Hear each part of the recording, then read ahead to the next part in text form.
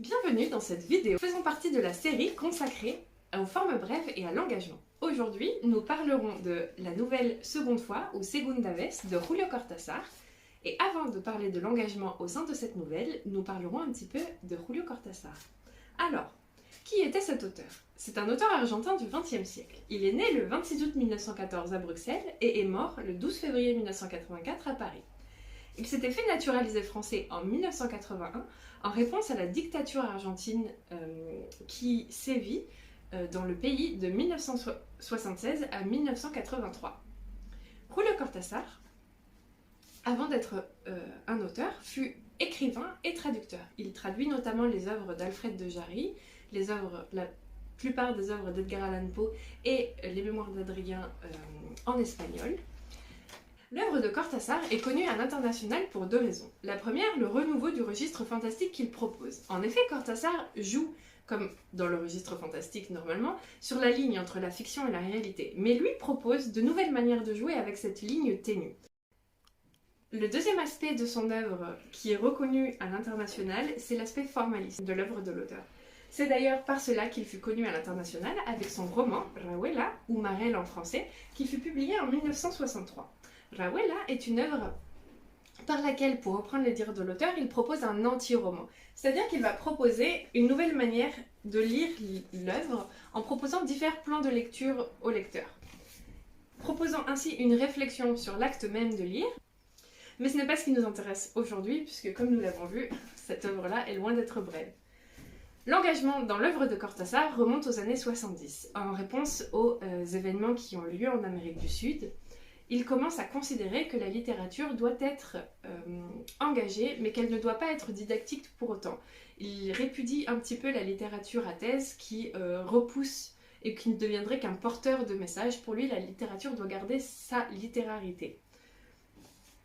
Et c'est avec notre recueil de nouvelles, avec le recueil de nouvelles d'où est tirée notre œuvre Segunda vez, Alguien que anda por ahí ou Façon de perdre en français, publié en 1977, oui, les titres sont très différents, que Cortázar va pour la première fois faire référence aux événements ayant eu lieu en Amérique du Sud et en particulier au début des années 70 aux disparitions d'intellectuels dans l'Argentine.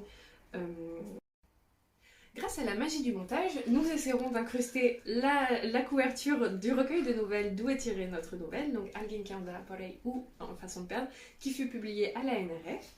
Cortázar écrit Segunda vez est l'histoire d'une jeune femme, Maria, qui est convoquée par le gouvernement espagnol. Elle reçoit une convocation officielle avec un cielo verde, donc un timbre vert, et elle s'attend à se retrouver dans un bâtiment officiel, mais premier élément un petit peu inquiétant, ou un petit peu surprenant tout du moins, le bâtiment ne semble pas être un bâtiment officiel, il n'a rien qui permet de le distinguer des autres, pas de drapeau comme elle le pensait, ni de plaque qui permet de le distinguer.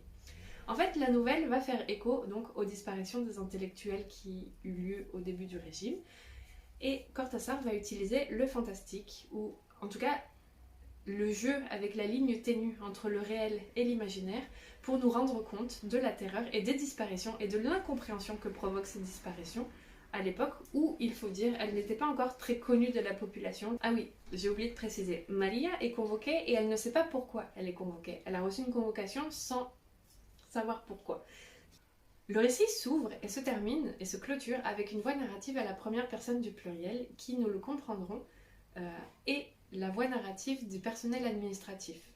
La voix de Maria, qui est la narration en focalisation interne du point de vue de Maria, se fait au milieu du récit.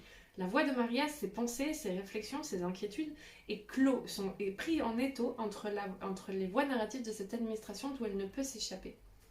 Le récit se compose très simplement. Maria est convoquée à son rendez-vous, elle s'y rend. Arrivée sur place, elle attend avec des gens qui chacun leur tour rentrent dans une pièce et en sortent. La dernière personne à rentrer dans la pièce avant Maria est Carlos.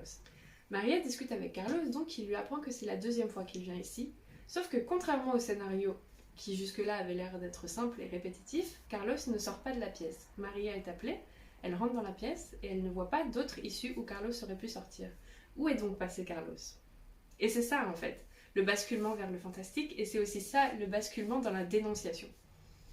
Si Carlos ne sort pas, Carlos disparaît. Mais Carlos n'est pas mort, il est disparu. Carlos n'a pas de corps.